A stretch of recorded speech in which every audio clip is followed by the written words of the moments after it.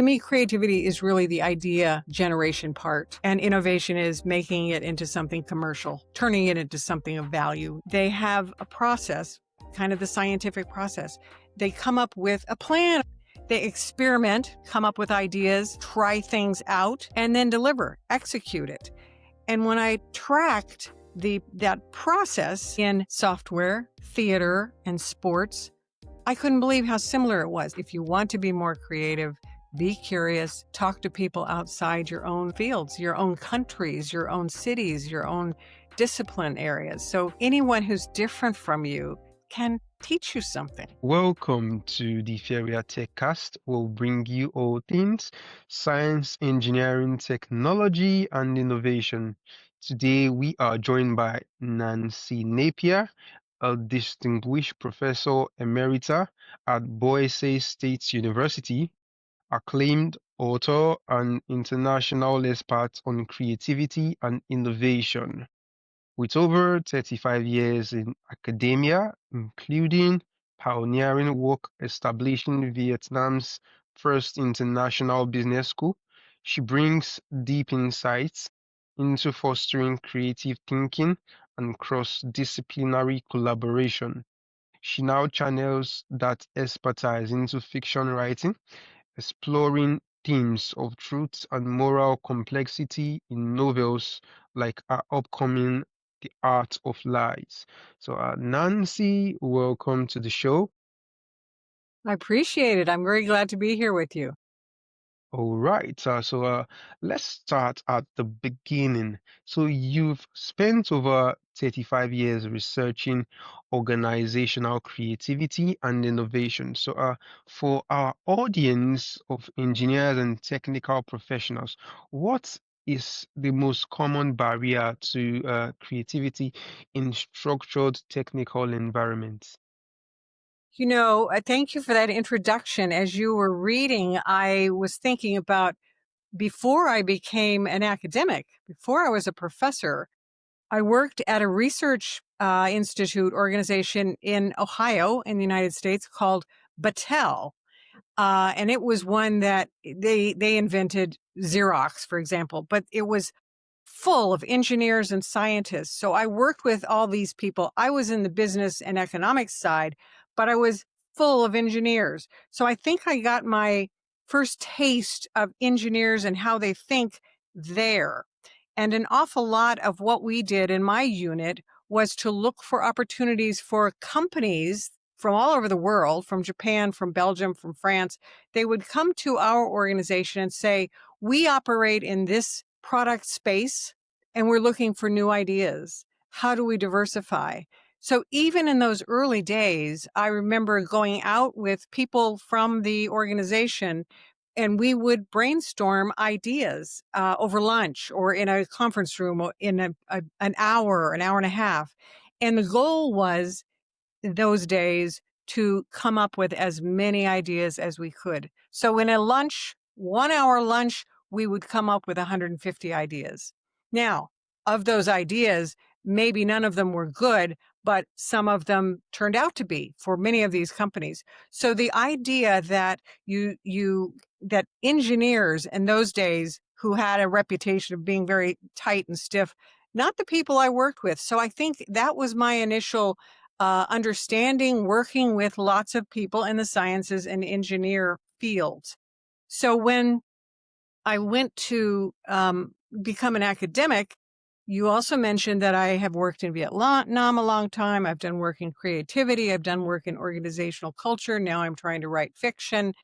I think having a curiosity about life, which I believe I got from my parents to start with, but to have a curiosity about so many different topics. And that's a starting place. So when I began to study creativity more formally in organizations, one of the most brilliant engineers and CEO, serial entrepreneur, started business intelligence software companies. He said one time, if you stay in your field as an engineer, he said, I will only get ideas from other engineers. If I talk to people in very different disciplines in different fields, like the arts, like healthcare, like law enforcement, like sports. That's where ideas can come from for him. And then he adapted them, as did many. And I can tell you about a group of leaders I worked with, very diverse fields, and what they were able to learn from each other. So I guess I would really start with the notion that we need to have good understanding in our fields, but we need to have a curiosity about other fields and what they might bring to us that we could put in our own fields. Long answer to a short question, but a great question. Oh, well, I would say a great answer, actually.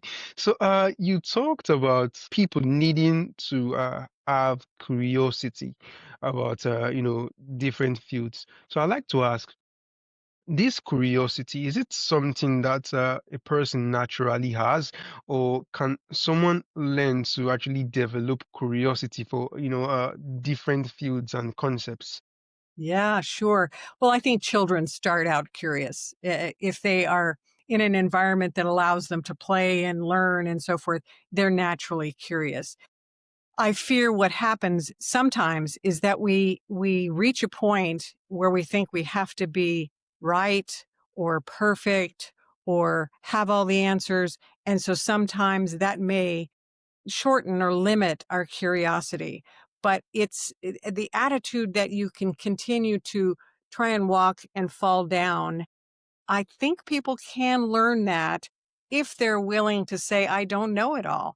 And in this world, we can't know it all. We constantly are looking things up to find information, but just to be able to ask questions is so important. So I think, yes, we can force ourselves to try and be more curious by reading, by talking to people, by seeing art, by going to movies that we might not otherwise doing, by finding websites that are new and interesting. But we have to consciously do that as we get older, I believe. I have some bachelor's degree starting college and then a master's degree and a doctorate, a PhD. All three of those levels, I said, I don't want to study just one area. I want to put different fields together. So in all three of those degrees, I blended, say, language with history, with business. And so to bring those together right away forces you to realize you do not know everything in one field. And so you have to, if you want to find ways of connecting ideas, you have to accept that you don't know everything at all. And so being willing to say, I don't know it all, I want to learn more. How can I do that? How can I become more efficient in my learning? But I have to be open to the idea that I'm never going to know it all. And so what I can do, I've learned, I'm in my research, I was better at identifying topics and questions that other people had not studied yet much. Once the research goes to a point where lots of people are studying it, I can't compete. I cannot compete. I don't do that well. So I always had to find where could I do something different? And that was part of the curiosity. So yes, I think you start with it as a child. I think we lose it because we become fearful at making mistakes or admitting we don't know everything.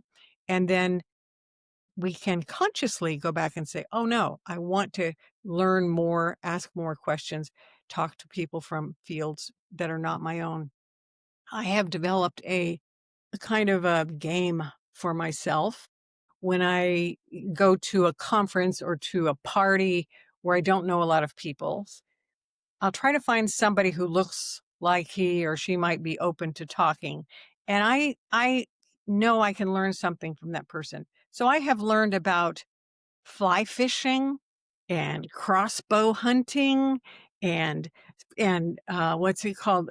Fantasy football, all these things, because once I started asking questions, I became more curious and then I could learn from the other person. And that person's eyes lit up. They were so excited to talk about what they knew and loved. So that curiosity, I think we have ways of doing it, skills that people can learn to build it, and then that helps us learn what kinds of questions are important to understand, to try and answer. Wow, that's really amazing. So your work explores how to spot insights and aha moments. So tell us, what practical strategies can technical teams use to intentionally create the condition for breakthroughs?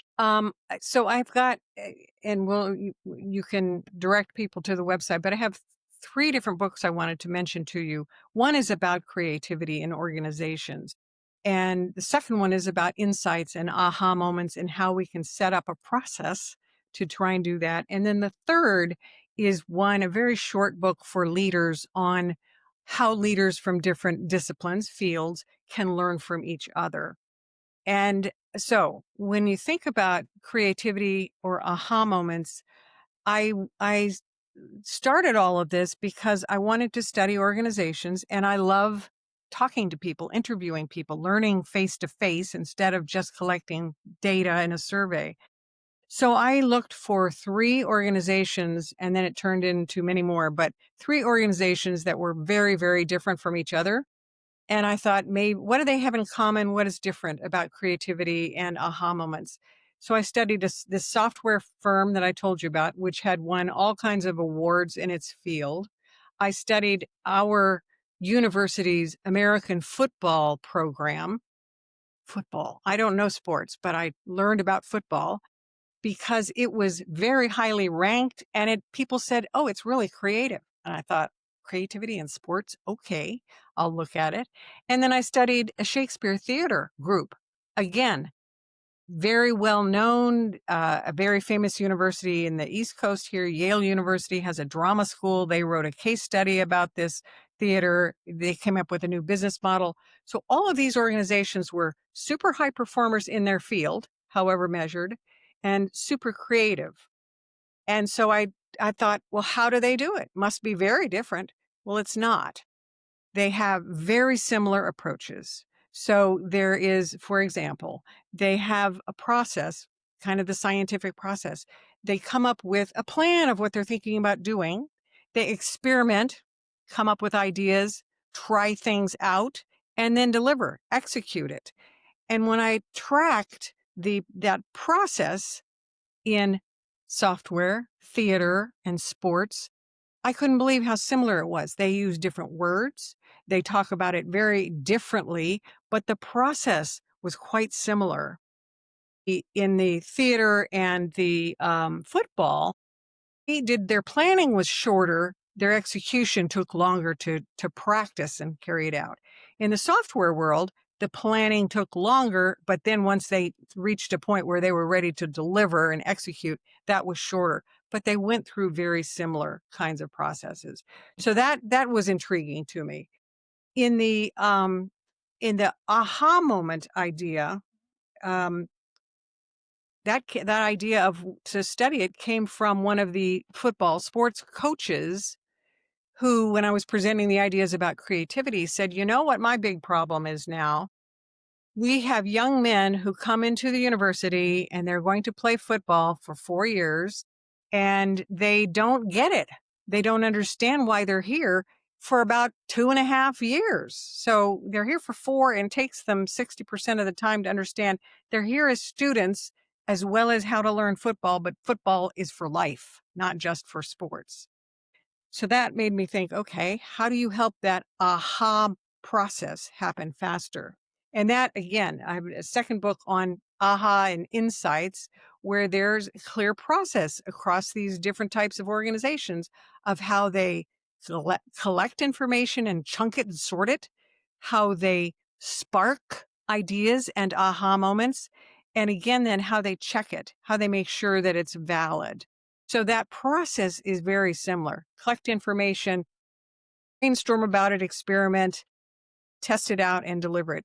Pretty straightforward, but they all do it in their own way. And they very often they said, we need that structure. Within the structure, we can be very creative. So we start with a structure, which they couldn't even voice until I sort of learned about it. And I said, well, this looks like what you're doing. Yes, that was. So I continue to love the idea of looking at different organizations. So I've studied a dance group, more healthcare, a marketing firm, a school, So all these organizations, the way they approach creativity, leadership, culture, I found a lot more similarities than I expected. So I think engineers and scientists can learn from artists and sheriffs, jail sheriffs, and healthcare experts. Well, that's fantastic. So, speaking about your book on creativity and innovation, so I'd like to know, do you think creativity uh, is tied to innovation like 5 and 6 in technical fields like engineering? So, in other words, do engineers and all these technical professionals have to be creative to actually yield innovation? I have a very simple way of thinking about this, and maybe it's not as sophisticated as what you do, and how you talk about it. To me, creativity is really the idea generation part, and innovation is making it into something commercial, turning it into something of value, typically that you can sell. And often, though, that front end part on creativity, people will say to me, I'm not creative. I can't paint. I can't play an instrument. And back to my football coach who said the first time I met him, I'm not I'm not creative. We don't do that. We're all about structure. And then he told me about how they recruit differently, how they train differently, how they develop their coaches differently. It took him 2 years before he could say the word, admit he was creative. And eventually, though, his definition, super wonderful, I thought, is simply doing things differently to get better. So, what is it that we can do differently to get better every day? And that means coming up with different ideas and then putting them into practice. So, creativity is idea generation and then if you move into the innovation part with some of those ideas, then you can try and make them commercial. But I really try to break that down because a lot of people say, I'm not creative. I'm innovative. Well, what does it mean? What's the difference? And to me, it's really that the innovation turns it into something very practical and usable eventually. But creativity and coming up with ideas, we can do that in everything, and we may not use them. Some probably 10% of the ideas you and I could sit here and come up with, maybe 10% would be good ones if we're trying to solve a problem. But we have to come up with 100 ideas. Oh, wow, that's a really great perspective you put things into. So, what was the pivotal moment or insights that made you decide to transition from being a distinguished professor to becoming a fiction writer, embracing the role of a beginner again? Yeah, very good. I read, as you can tell, I read all kinds of things. So fiction, nonfiction, science, business, history, all of it. And I've always loved to read mystery novels. I thought, because what is a mystery other than problem solving? Being creative to solve a problem. And so about, I don't know, maybe 10, 12 years ago, I was taking an online class in writing fiction. And halfway into it, I said, I am not a good liar. I'll never be able to do this. I can't lie well. And one of the other participants said, it's not lying, it's using your imagination. And so I tucked that aside. And a couple, 3 years ago, maybe during the pandemic at some point, I thought, let me try this again. Took another class and a couple of things happened. My attitude changed. And I thought, okay, going to use my imagination, but just like in science and in business and in engineering, we need a lot of ideas to come up with one good one. So I told myself I can write a lot of bad words, just write bad stuff. It's just terrible. Nobody will read it but me.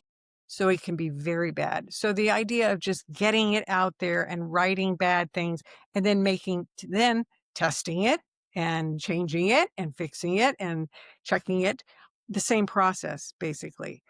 So when I started writing fiction, I also, you can tell with my white hair, I'm not 30 years old anymore, but I have a family of tennis players. So my two sons and my husband love tennis. And they always used to say, oh, you need to learn how to play tennis, Mom. And I would take lessons for 2 days. and stop. Ah, that's enough. I will watch you. So couple years, same time, about the same time, about 2 or 3 years ago, I thought, well, I'll try and learn tennis. I'm really bad at it. I've never done it. So I only have upward to go.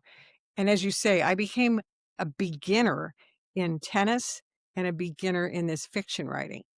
I assumed the writing would not be difficult because I have written for 35 years. And before that, science reports for this research organization I work with. But I've always had to write academic articles and books and so forth.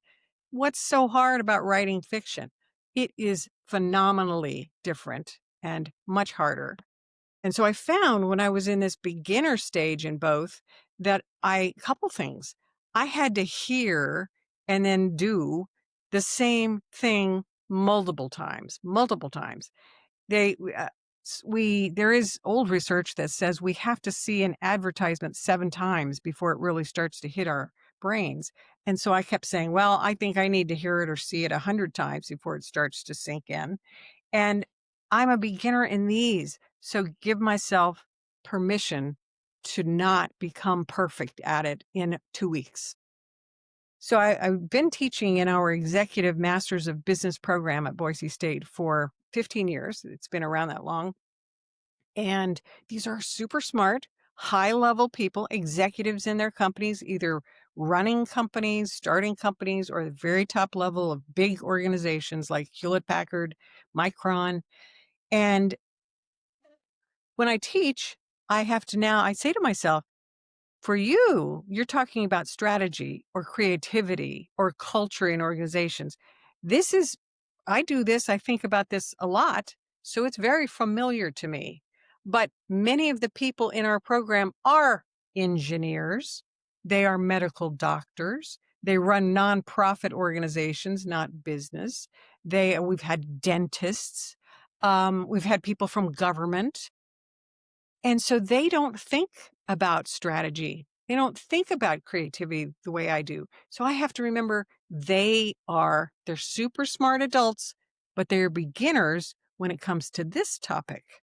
And so one of the very first things we always do is tell them, you will not learn everything from your instructor. We have 400 years of experience in the room because of all the people here. Some people, the engineers, are going to love all of the science parts, the operational parts. The accountants will love the finance and accounting section. The people who are in management will understand more of the leadership stuff. So they each are going to learn from each other, and they come from different places. So they are all beginners in some level. So that, to me, that was just very, very helpful. So I feel like I'm I'm so happy to be a beginner. It's hard. I don't know that I'd want to start learning how to paint now. Ugh. But it's a good exercise to help me remember that we are all beginners in some area outside of our own fields. Amazing. So, how did your academic expertise in creativity and innovation specifically help you navigate the creative process of writing your first fiction? Hmm. Well, I think a big part of it is being willing to get a lot of bad words out there and then be willing to change them. I have also for years written a short article, maybe 300 words, 300 to 400 words for our local newspaper. And then I still write a blog for Psychology Today, very short. Those things, they take me time to do, but I can do 10 drafts quickly, and it doesn't bother me that I do 10 drafts. So with a book, which is much longer, as I say, I probably, in the end, do 15 to 20 drafts, chunks of it. And that doesn't bother me. So back to when we first started talking about it's okay to make mistakes. It's okay just to get a lot of ideas down there. I think that has helped me a whole lot. As far as other things, the first novel that I did was about a medical and a legal thriller. So I had to learn curiosity. I wanted to learn about gene mutation, which was an important part of this legal case. So that curiosity has helped me. The book that has just come out, The Art of Lies, is about art, crime, art fraud in Vietnam. I know a little bit about Vietnam, but I didn't know anything about art, counterfeit crime, and especially in Vietnam. So the curiosity there keeps it interesting for me and also reminds me I will never be the expert in those. There are people who write books, long books about those topics. That won't be me. My job is to try and learn how to write a story where I can bring some of that in and maybe people can learn something about Vietnam and maybe learn a little bit about art. But it's that bringing the pieces together from very different kinds of disciplines and saying it's okay to mash them up and see what could be new. So I think the creativity background and just being willing to fail, being willing to try, and just it's never going to be absolutely perfect, no matter how many drafts I make of anything. But I can get better at it. I can get more efficient, a little more effective, perhaps with practice and training, and just accepting that it takes time. It's not going to happen overnight because it's, at least for me, it's a hard thing to do, but I am absolutely loving it. So it's been really fun. Great. Your novels involve uncovering hidden truths and solving complex mysteries, yeah? So how does the process of investigation in storytelling mirror the process of innovation and problem solving in organizations? Ooh, I'm not sure it does mirror organizations. I think the lesson I'm coming away with is well, kind of a different twist on your question a little bit. When I first, I think anybody who tries to write has 3 novels sitting in a drawer that were terrible. So that I've written 3 or 4 bad, really bad novels. What I did learn was that the person who said it comes from your imagination, it doesn't come from all of my imagination. I've been a researcher and academic for so long, I need to have data, so to speak. So as a researcher, I collect data, I analyze data, I make conclusions about it, and I report on it. That's what an academic will do. And what I learned for this novel writing is I need to start with data. I need to start with some kind of a story or a situation in real life. And then I take that and twist it and turn it and make it into something a little different. So, for example, this first one that I did called A Case of Too Many Deaths was based on a real case in Australia of a woman who's been in prison for 25 years because she killed her 4 children under the age of 2. She said, "No, I didn't do it." There was diary evidence, and that circumstantially it looked like she really had. So she'd been in prison all that time. New research from different parts of the world, medical research, within the last 5 years started to come out. And so the question then I thought was, my gosh, could this person be innocent? So I started with that as the base and then set the story in the United States and built on it from there. So that, in a sense, the background of being an academic and then bringing in the creativity and twisting it and changing it away, that's how I've linked the two, I think. But what I've learned, and I initially thought all fiction writers had to come up with all the ideas from their own heads. Now I see, at least for me, I need to start with some kind of a real story. Maybe you've got some good ones in Nigeria you can tell me about. And that then I can start with that and build from it. So that's really it. If I think about, I did have a couple of notes here. I think when I think about organizational creativity, a couple of things that are important in organizations that we've talked about already that I have used in fiction. One is this notion of structure, that if you have some kind of a structure, a process, then you can be creative within that. And that definitely is true in writing fiction. I think one of my favorite notions in the world of creativity is the idea of reverse thinking. So if you look at a problem one way and you can't solve it, if you turn it upside down and look at it a different way, you might be able to solve it.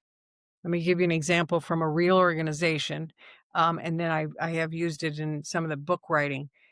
I did a lot of work with our county jail. So, like within our state, we have several counties, and there's a jail within each one. This one became known nationally as being very creative. And so one time they said, we have prisoner inmates escape. Not often, but once in a while they do. So one time they told all the guards, they said, pretend you are an inmate. They hand them a plastic bag that has toilet paper, a toothbrush, all the things that an inmate would have. And they said, come up with a way to make a knife that you could use on someone to escape.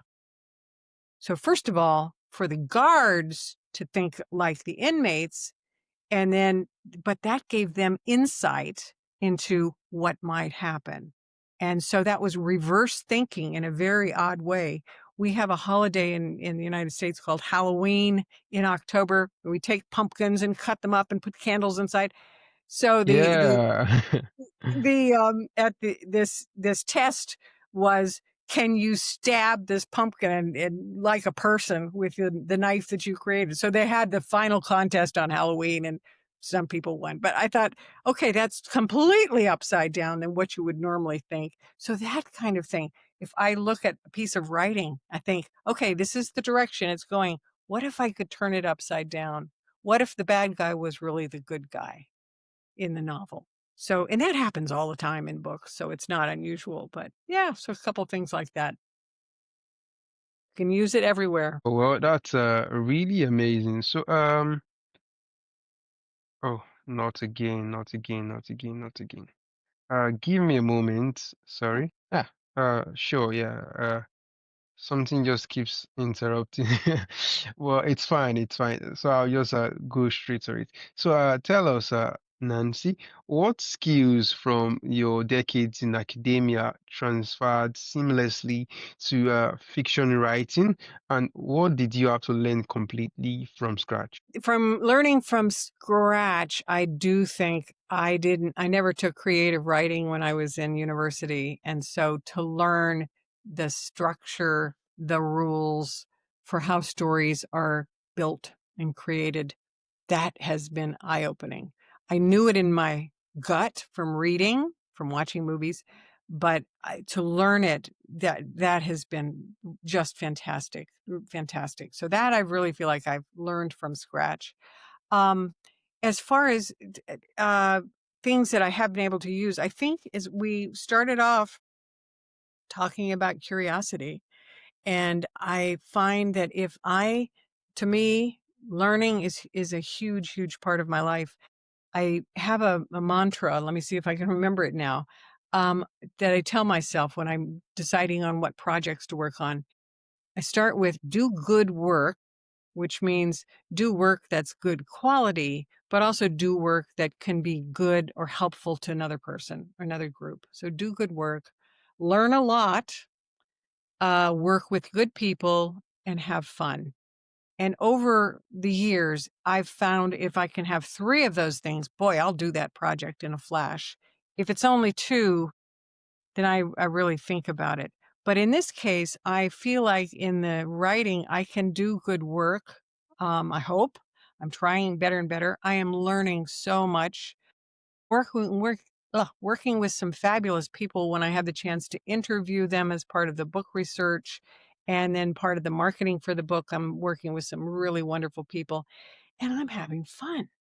And so I feel like if I can do that every day, why not keep doing it? I retired. Well, I'm retired from the university now. Like this weekend, my last. Well, this semester will be the last official one. And I know a lot of Wow. people. I know it's kind of scary, but a lot of people say, "Oh, that's great. I'm just going to play golf." Well, I don't play golf, as you know. I don't play tennis that much. And I have to have some kind of a purpose that uses my brain. So this is a way to learn a lot, work with good people, have some fun, and do good work. Wow, that's really great. So tell us, for professionals in technical fields, who want to enhance their own creativity. What is one habit or practice you would recommend them to start with today? Couple things. One is perseverance, sitting down and just doing the work. We talked about brainstorming and coming up with ideas. I think the notion of observing and seeing things and noting them down. I carry a notebook with me everywhere. So I've got ideas about things that I pick up, things I notice, and I really try to observe what's around me, and talk to people and ask questions because that's what sparks so much creativity.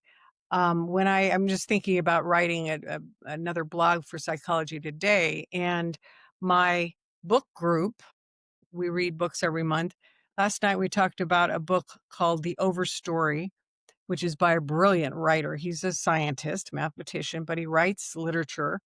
Anyway, it's about trees and people's notions of trees and what they learn. And so I've been thinking about trees today in terms of what can we learn for life from trees. Um, and so it's that curiosity I hope people would have, but also the ability to make connections between really strange things, really different things. And so trying to figure out ways that things might fit together, that they might build on each other. I mentioned to you my favorite software CEO who said one time, when good best practices become documented in organizations, in industries, then they become normal practices. And the only way to get new best practices is to look beyond your inside field. My city here is not large. And he said one time, if he lived in the Silicon Valley and he had a problem, he could walk across the street and talk to 100 CEOs like him. He said, I don't have that here. So I walk across the street and talk to someone in law enforcement, or I talk to the sports coach, or I talk to somebody in running the hospital. And it's only by looking outside, being curious, and then thinking about how can I use that in a practical way. One of the most fun books I wrote was one little tiny book about all these organizations I worked with. So the theater and sports and software and what they learned from each other. And that I think has, those people come and speak with our executive MBAs. And the point I always try to make with them is if you want to be more creative, be curious, talk to people outside your own fields, your own countries, your own cities, your own discipline areas. So anyone who's different from you can teach you something. You can learn from people and build. If we can build on each other and learn from each other, I mean, wouldn't the world be a better place? Well, that's really interesting. So, moving back a bit, you earlier mentioned three different books, one on creativity and innovation, and another one on aha moments, and then there was a third. I don't really recall clearly what it was. So, could you give us a recap of these three books and who this book are for? Who are the target readers you wrote the Mhm. book for in mind? Sure. And your vision for writing the books. So the two that you've mentioned here, the creativity one, and then this is the aha moment insight one. This started after, so I spent 10 years working in Vietnam, helping to create the business school. And when I finished that, I said, I don't want to travel 36 hours for my work anymore. I just want to stay home.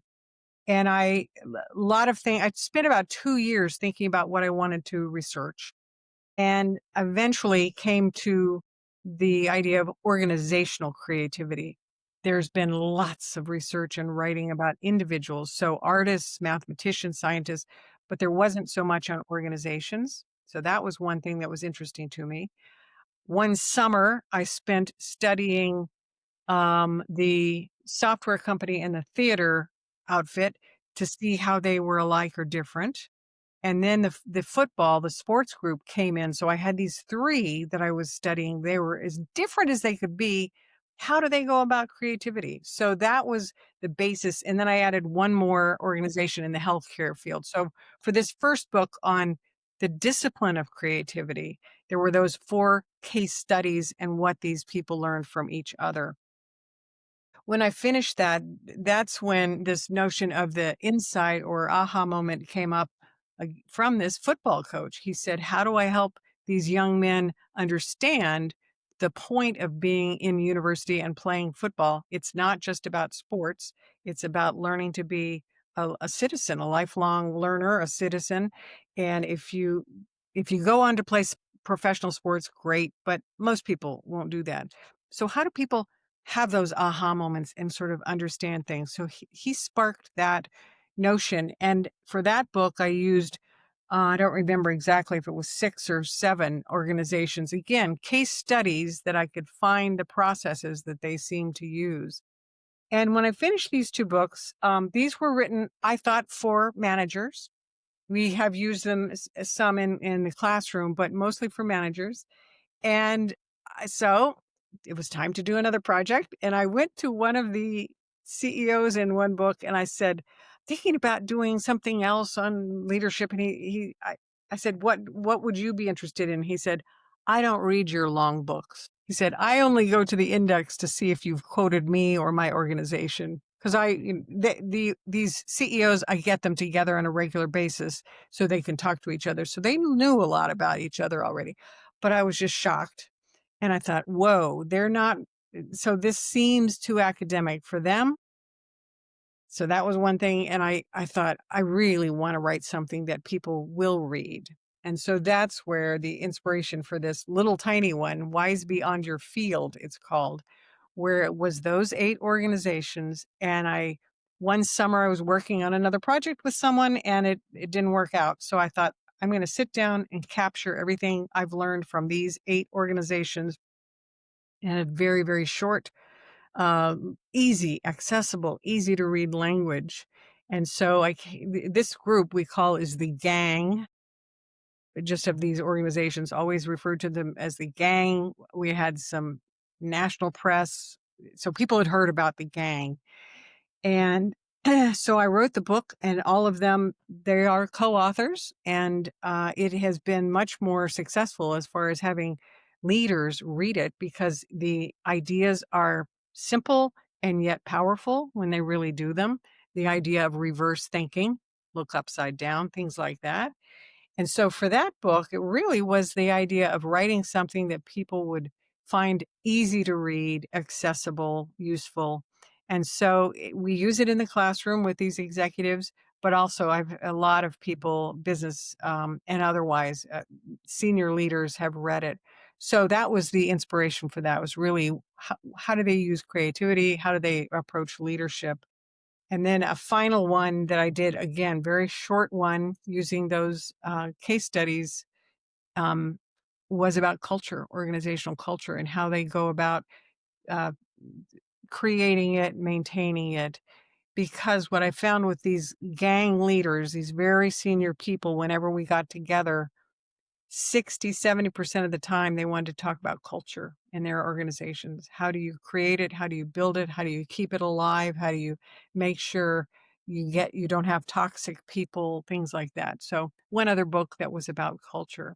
So those are that was the progression in going from hardcore academic work and then into these books that were for professionals, but people thought they were a little bit too academic. So then to the simpler versions that more people would read. And to do those books, I had to use some creative writing techniques, trying to use the cases, the comments from people, the stories about these organizations. So that kind of led me towards different type of writing. And then the next step is fiction. I'm not sure if that gets at what you're asking, but Well, it's sure did. That was a really fantastic response. So, part of the theme of this podcast is centered around innovation, yeah. And for that reason, there's this common question I like to ask every guest. So I like to ask every guest what innovation means to them personally and how it relates to their fields. So I know in this episode, in this interview, we've talked about innovation quite a lot already, even without me asking you the common question. I get to ask every guest before we wrap up the session. But I would also love to ask again. So you tell us, what does innovation mean to you, and how does it relate to your field in the context of academic research, organizational creativity, and general artistic expression? Well, I'd say it is, as I said earlier, coming up with ideas, ways to make things better, and then turning it into a practical application. Very simple explanation. I think I have used it, we have used it a lot when it comes to our executive Masters of Business program. I was part of a team that created it in 15 years ago. When we started, I told you I live in a fairly small city in the western part of the US. The next largest city is 5 hours by car. So we're quite isolated. We have a lot of big companies here, and some of them were sending their executives to Chicago or San Francisco or Seattle to do a master's program. So we thought, how can we compete? We have no big name. We are isolated. People are flying all over the place to go get these big programs. How can we design the program? So right from the beginning, that process of designing a program used all of the creativity and innovation ideas that you and I have been talking about. One of the biggest ones was our disadvantage of being small, isolated, no name. We said, can we turn that into an advantage? And we did in several different ways, but we used our local presence to beat, compete with, and then beat the very large name schools, so big business schools that you may know of or not. But anyway, so things like that. We also, back to doing things differently to get better and then applying them. Every year we have quite a long 4-hour meeting to go in through the entire program and say, what worked this year? What did not? What do we change? And I would say for the first 10 years, we probably changed 20% of the program, whether it was content, instructors, process, how we delivered. So we're constantly changing. In the last 5 years, I'd say maybe it's down to 5 to 10% that we change, but it's constantly innovating and making changes. We also, the actual program design is quite different. Most engineering, business, name it, any program, master's program, undergraduate degree tends to be for business, for example. You have a whole semester on marketing, a whole semester on accounting. We changed that totally. So in this program, we talk about problems, topics. So one whole 3 months might be on the topic of fostering innovation. And so every session that we meet, only on the weekends, very intense, has to feed into fostering innovation. And it could be from the finance side. Finance maybe not as much, but marketing, operations, culture, business leadership, design thinking. So all of that has to feed into a topic, not into an academic discipline. So there were several ways that we changed the program from everything we could find around the world, frankly.